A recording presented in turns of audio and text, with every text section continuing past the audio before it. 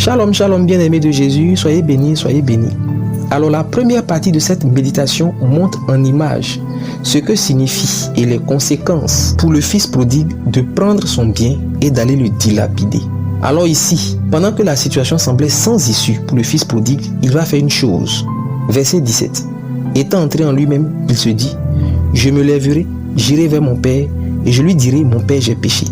Quand il se met à réfléchir, il ne réfléchit pas pour s'accuser, se rappeler ses mauvais choix pour se morfondre et accepter de rester dans la misère sous prétexte que c'est ce qu'il mérite. Non. Mais il veut vivre. Il veut humblement aller plaider sa cause chez son père. Toi aussi, bannis la pensée qui vient te dire que c'est ce que tu mérites pour avoir été si méchant. Secoue-toi et refuse cette logique de pacotille, mais retourne chez ton père. Si tu es aujourd'hui dans une situation délicate, où tout semble fini pour toi parce que tu as ruiné ta vie par tes choix, rentre en toi-même et cours à Jésus te repentir et demander pardon. Parce que contre toute logique, quand le fils prodigue est revenu vers son père, verset 20, comme il était encore loin, son père le vit et fut ému de compassion, il courut se jeter à son cou. Toi aussi sache que Jésus guette ton retour, il t'attend avec impatience, il veut te restaurer, tu lui manques, tu es son fils, tu es sa fille pour qui il a sacrifié sa vie. Pourquoi t'abandonnerait-il? Il est écrit dans Ésaïe 49,15. Une femme oublie-t-elle l'enfant qu'elle allait?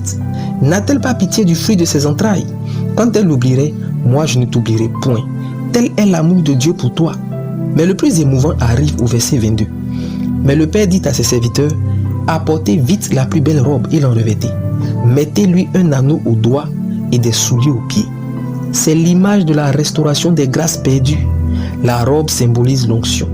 Le Père te restaure de l'onction que tu as perdue au nom de Jésus. L'anneau, c'est l'alliance. Ton Dieu va restaurer l'alliance brisée. Et les souliers, c'est le zèle, la force dans le service. Ton Dieu restaure ton ministère, ton appel, il restaure ta force et ton zèle. Car souviens-toi que, tant que le ciel et la terre ne passeront point, il ne disparaîtra pas de la loi un seul iota ou un seul trait de lettre jusqu'à ce que tout soit arrivé. Matthieu 5, 18.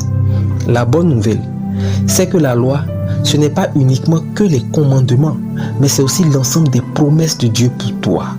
Enfin, il est dit dans Joël 2, 25, je vous remplacerai les années qu'ont dévoré la sauterelle, le gélec, le asile et le gazam.